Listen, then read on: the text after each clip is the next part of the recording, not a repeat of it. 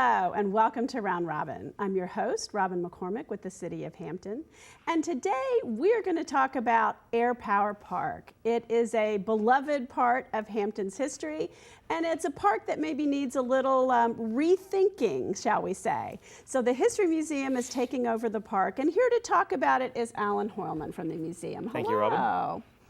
Tell us, first of all, some of us weren't born in Hampton. I know it's been there as long as I have, which is, well, we won't say how long, but it's even older than that. When and how did that come to be? That, I believe it opened up in the mid-60s, again to reflect our strong heritage in aviation and the military here. And that really, it is a little bit of a 60s time capsule. I mean, it is to a certain extent. A wonderful... A little geodesic dome structure in the middle and the aircraft displayed as you would have at all the great aviation museums did in the 60s and 70s. Yeah, but even a lot of those aircraft are sort of like the Nike missile kind of days and that Cold War. They do. They reflect those aircraft that were at Langley Field, and of course we had the Nike sites all over Hampton and the region, defending the area against the Russian threat. So it is an important part of our history, and I think that's why it is also a park, but it is being shifted in terms of who the caretakers and curators are of those because of the artifacts. So you guys are under parks already, but taking responsibility for this park, what does that mean? Well, it makes perfect sense. We are part of Parks and Rec, and Parks and Rec has always had responsibility for Air Power Park, but we're the part of Parks and Rec that's kind of the cultural heritage part. So we have curators, registrars, which aren't your traditional Parks and Rec staff. We're the kind of folks who traditionally take care of museums and artifacts, and although they're really big and they're outside, they are artifacts, so it makes perfect sense that we kind of be the caretakers of that aspect of it. Of course, Parks and Rec will still be the folks who keep it nice and green and the trees trimmed and the building top-notch and all that. Well, and interestingly, this comes at a time when the Parks and Rec aspect is getting a little bit reactivated. I mean, there's the kayak and canoe launch out back, which I use frequently. Absolutely love it because you can go one way and meander through Newmarket Creek, and you can go the other way and be out in the branch of the back river and the sunshine and the bigger water, and it's just it's perfect. It's geographic advantage is one of its challenges as well. Yes, let's talk about that. We have the new water walk that's going to be there. The kayaking is wonderful. I do that myself from there. So it's at an ideal location for those activities. It's also in a location that tends to have drainage problems because it's right on the creek. You know, we wouldn't build it there today. Probably not. Years probably ago, not. We didn't know all of the challenges associated with the water. Didn't quite know that the water was rising and that flooding problems. In the 1960s, we did not anticipate sea level rise, which is a real problem and has added to the difficulties in maintaining the grounds out there. So, and that is a challenge because I think, sometimes what's anchoring some of those aircraft is in the water a lot. And if you're trying to walk around and see them, you do have that. Right, they're on concrete slabs, which is perfectly appropriate for them, but those concrete slabs, when we have rainy weeks on end like we have there, the water just doesn't drain away. So it does give the impression that they're standing in a pool of water. What they're actually doing is standing on their concrete slab with a thin layer of water on it, but still, ideally, you wouldn't have water standing out there anywhere, but that's geography. So the solutions for that are very complicated. It is, and interestingly, there's recently the Chesapeake Bay Foundation helped put in, I think it's called a water garden, but something that is supposed to teach people about, we don't want the water flowing directly into the bay. We want to filter it first. And so there's the opportunity to use some of the challenges as a learning. Yeah, and that's one of the things we've talked about we could engage out there is that kind of education and kind of deviate just a little bit off of the straight and narrow path of airplanes and rockets and say, well, this is a nice waterway here. This is where birds and crab and seagrass and oysters could help, Yeah, we can people- talk about those filtering the rivers and making life around here a little better. I don't think, people necessarily realize how much wildlife is back there in that creek. And so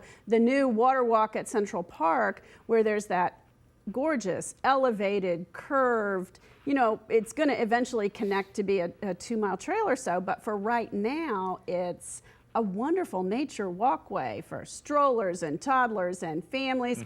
We need to wait until it opens and they have the safety rails up. Yeah. But I have snuck out there and it is beautiful. It will be opening in May, and yes, it's going to be an asset for the city, and it has its kind of starting point there at Air Power Park, which will actually draw more people in to Air Power Park, and we can talk to them not just about kayaking and a beautiful waterway. We can talk to them about Hampton's heritage and aviation here. So these two things are going to merge. How are you rethinking? What is the process you guys are using to figure out where we go? The first thing we want to do is ask our community. It is such a beloved asset to the community. We want to put that to you, to the community, and say, well, how do you think we should move forward? I think Air Power Park needs to be re-engaged a little bit.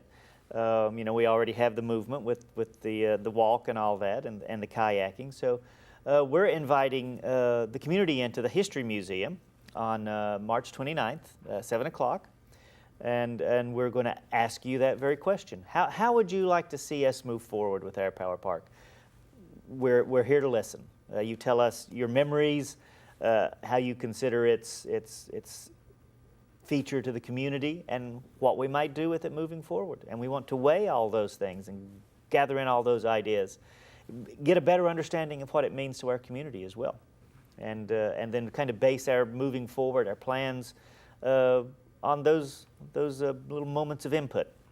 So suppose the public comes and says, I want it just the way it is, except you need to paint everything, make it beautiful, restore everything to its condition. That is an option. I would expect we'll hear Some that people will from say some that. folks. I can a lot of predict folks that like right now. like things exactly the way they are, just better. That's a matter of resources.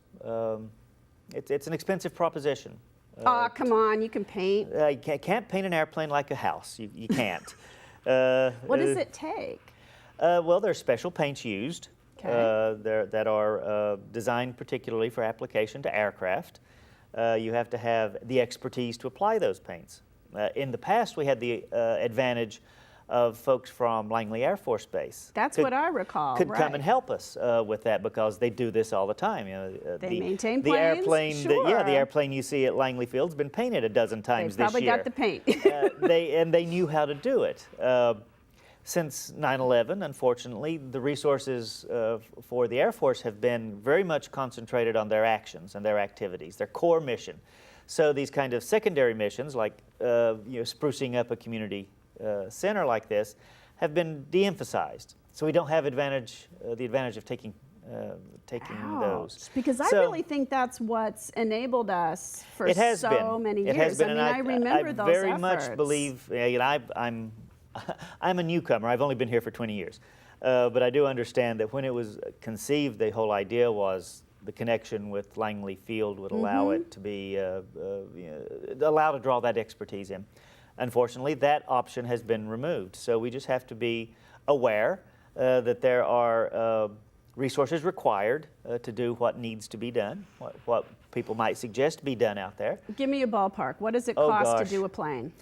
A plane, it's according to how much work needs to be done. If it had to be stripped and repainted with the appropriate paint, it could easily be $40,000 or $50,000 per aircraft. Oh my gosh! So it's a very expensive proposition. There are those who would require less, and there might be those who require There's more. Some very tall rockets back there, if I remember. There's some very tall correctly. rockets. So you have to think. For example, just renting the equipment that could reach the top of that rocket could cost $6,000 a week, in a process that would take several weeks to complete. So, again, these are. These are challenges. So these it's are a little more challenges. complicated. We people love like me think. what we want to hear is We love this as an asset to our community. Let's make it better. Let's spruce it up, with the understanding that, you know, we have to gather resources to get the work done. So. I, as you may know, do a lot of budget outreach in the community, and you know, my department runs the polling where we talk about how city resources should be prioritized. And there's always this mixed feeling where the taxpayers want to preserve our history, but they don't really want to, it's not always a priority in terms of taxes. And so in the past, because of the resources of Langley Air Force Base and some retirees and things like that, we've been able to do this as a partnership.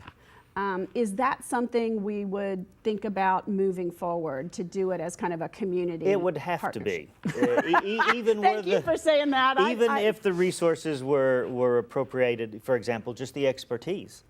Like I said, you don't go to a house painter to ask him to paint an aircraft. Where we would go is we would go to retirees who have the expertise to, at the very least, supervise a corps of volunteers or less expert painters to get the work done. So yeah, it has to be a community effort. It has to be a combination of appropriated resources, raised monies, and volunteer work and community engagement. And that actually just builds your connection with your community. Right. Then they're invested in it, then they Sure. bring people to see it, then they interpret some of the things that are there and tell those stories that we don't want to lose. Because so many people, I mean, I wasn't here during the Cold War era, but I can imagine what that was like in the community, and that heightened level, and you know, all the different things going on. I interviewed a gentleman a couple of weeks ago who is a NASA retiree. Before he began working with NASA, he was at a Nike battery at Fort Monroe, and he went on as much about his 2 years in the Army manning a Nike battery as he did about his work at NASA. So and he's 90 years old. Wow. So don't there are want to folks- lose that. no, we Let's make don't. sure we at least capture that in And oral history. We absolutely are going to try to gather those folks in and gain their wisdom, record their wisdom. So this process kicks off Thursday Thursday the 29th, yes. at the History Museum. Please And come what join time? us. 7 o'clock. It'll run from 7 till 8, or if we find that we need to run from 7 until later, we'll run from 7 until later.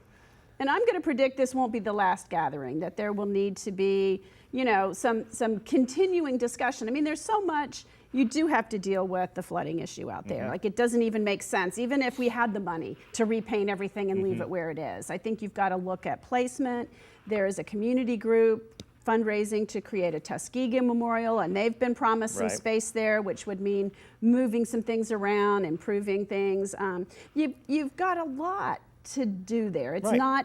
it's not a quick fix that even if we had the dollars, we could throw Yeah, them at. this is our first exploratory. This is just asking the question. And there'll have to be follow-up, and we want the community involved in all that as well. Okay. Well, good luck. I don't Thank know you, if I'll be thank there you. this Thursday, but I know I will be involved in this at some Thank point. you. We'll keep you apprised of the situation. Okay, thanks.